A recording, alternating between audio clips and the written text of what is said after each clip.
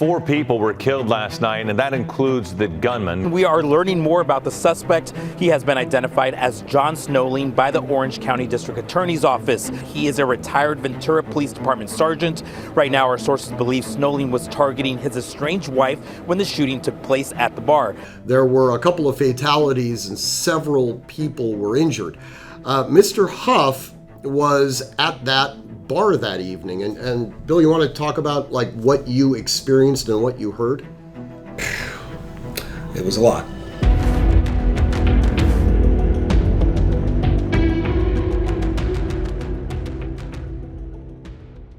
You've seen a number of my videos where I broadcast from my desk.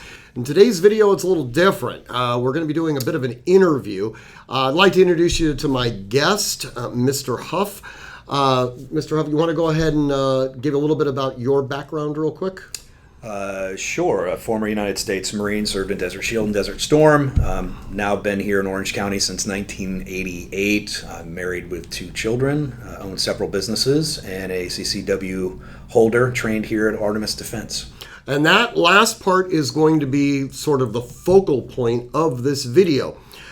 Many of you who live in Southern California, and those of you who actually throughout the rest of the country, because I believe it made sort of the national news headlines, there was an incident that took place last week at a bar here in Southern California. And I use the term bar, frankly, with some air quotes around it. It's referred to as a bar, but arguably speaking, it might be more of a restaurant, and we'll talk about the nuances of that in a second. But there was an incident where a retired police officer from Ventura, going through a domestic incident with his ex-wife, traveled all the way from Ohio to confront her, attempted to kill her in the restaurant, and then decided to start shooting at other people before the Orange County Sheriff's Department was able to intervene and stop him. As a result, there were a couple of fatalities and several people were injured. Mr. Huff was at that bar that evening. And Bill, you want to talk about like what you experienced and what you heard? It was a lot. But yeah, there were 10 total people shot, 3 killed, 4 if you include the shooter. The sheriff's put him away. So yeah, we were, it was myself and 4 of my fellow Marine veterans. All of us were either in Desert Shield, Desert Storm, Somalia, Iraq, or Afghanistan. And we were there kind of supporting each other, hanging out for spaghetti night, because they've got great spaghetti there for $8 all you can eat. And we were sitting outside on the outside patio, and we started hearing what we thought for the first 3 or 4 reports were firecrackers. You know, we all kind of looked at each other like, are those firecrackers? And then the volume and the intensity increased. We all hit the deck. That's when people started running out of the building. And from there, it was a poop show, as we like to say. We were unarmed because we were CCW holders following the rules, not allowed to have a firearm in the bar. And you've made it quite clear that if we ever have alcohol in our system with our weapon, you're going to shoot us yourself. That's true. We were being good boys, but none of us had our weapons. So I can unequivocally say, don't get in a gunfight without a gun. It sucks. And the worst feeling in the world was being pinned down. I have medical training. I have tactical training through you and the Marine Corps.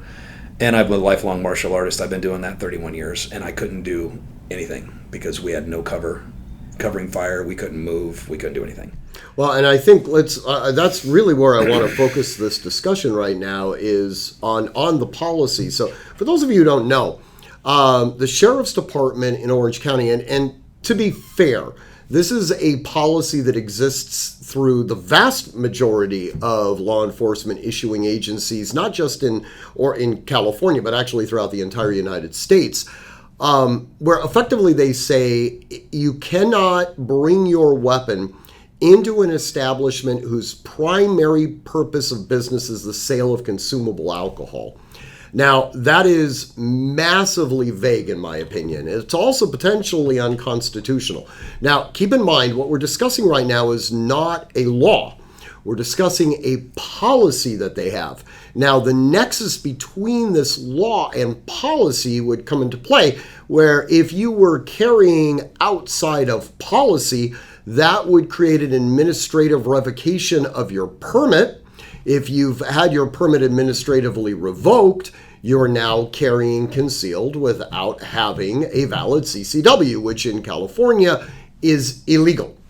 So people, I jokingly refer to a lot of my clients as pathologically law-abiding citizens. They see that policy, which we're obligated to articulate, and they, being law-abiding citizens, decide, okay, well, I'm going into a location. It kind of looks like a bar. It kind of smells like a bar. So I'm going to assume it is a bar. And I'm going to leave my firearm unloaded in a locked container outside of my control, inside of my vehicle. And since I'm not carrying a gun right now, maybe I'll have a beer, right? Some people, on the other hand, will sit there and leave their firearm in a charged condition, okay, inside of their vehicle. They'll go in and they'll have a Diet Coke, or something like that. But the vast majority of people will follow the law or follow the policy, for lack of a better term, and just simply not be armed. And that's exactly what you did. And as a result of not having your firearm, not only was your life put in greater danger, but any potential life-saving skills that you have were foreclosed. You couldn't use them. No, couldn't deploy. So now, having been as sort of a, on the receiving end of this policy, let me just ask you, do you think it's a good idea? That's a terrible idea. Well, what would you recommend as far as changing it? The challenge is, you're going to have to take human nature with a grain of salt, and you're going to have to trust that, hey, the people that are the pathologically law-abiding citizens are going to keep doing that, right? You should be able to, if that was Texas, that would have stopped inside the bar probably. He never would have got outside, right? Because he was able to shoot people inside. He had 2 handguns with him. Then he walked outside on the patios where we were while we were taking cover, got to go outside up to his vehicle, reload, and then pull out a shotgun. And that's where he was confronted, right? That's where he died, was up there. We were down in our same place taking cover. There's rounds going between us. There's hitting the trellis. And all we can do is shepherd people. Hey, get down, freeze, get behind that cover, wait till he reloads. Okay, run. We're moving side to side trying to get to people. We could not get to a guy who was shot in front of us because there was no cover. And had we been armed, no hero crap or anything like that, but would the math been different? Almost certainly, because myself and another one of my compatriots were both CCW holders, and neither one of us had our weapon with us. Hey guys, I'm pausing this video for just a moment. I want to talk a little bit about a giveaway that USCCA is doing, and what they're giving away is unbelievably cool. You can read all about it in the description just below this video, and definitely click on the link. All right, let's get back to the video. Now let me ask you this question. Let's assume, for the sake of argument, this policy didn't exist. I know you would have taken your gun into the bar. Okay, I would have, yes. Yeah, you would have. Because that's just kind of who you are. Would you have consciously made the decision, since you were now going in to a place that ostensibly sells liquor, that you would have chosen not to drink? Correct. Yeah, so you would have, by carrying your gun into the bar, you would have been able to protect yourself, you would have been able to protect others, and you would have decreased the possibility of a potential DUI by getting intoxicated while you were in the bar. Oh, God, yeah. So we have a policy that essentially increases the possibility that someone will not be in a position where they can provide life-saving skills, and increase the potentiality that somebody could get a DUI. Because after all, if you don't have your gun, what's to stop you from having a drink? Correct. So, look, there's a constitutional issue associated with this whole thing as well. If we look at Bruin, okay, Bruin says that, has the Second Amendment been implicated? And we do talk about alcohol in the bloodstream. In California, the minute you have any alcohol in your bloodstream, if your blood alcohol level is above 0.00, then according to DOJ guidelines, your CCW has been administratively revoked. Okay. It doesn't return until you've gotten back down to 0.00. So, under the Bruin analysis, we look back to the time of the ratification and we say, okay, was there any laws on the books that prevented anyone from having even the slightest level of alcohol in their bloodstream and being stripped of their Second Amendment rights? And the answer to that is no. Okay. The only time Second Amendment rights were potentially stripped away was when someone was in a state of flat out inebriation. Okay. So arguably speaking, and trust me when I tell you, I'm not arguing for guns and alcohol to be mixed, quite the opposite. Okay.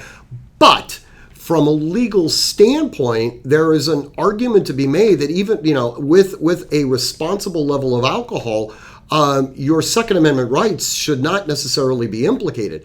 Now, going one step further and saying that you can't even go into this vague concept of a bar is now a sensitive location, and as a result of that, not a place to bring your firearm, I think is maddening, and I think you are the direct result of that, right? A law-abiding citizen with skills, even if we were to say that you weren't going to engage in, as you said, the hero stuff, but just simply protecting yourself, that avenue was completely foreclosed from you.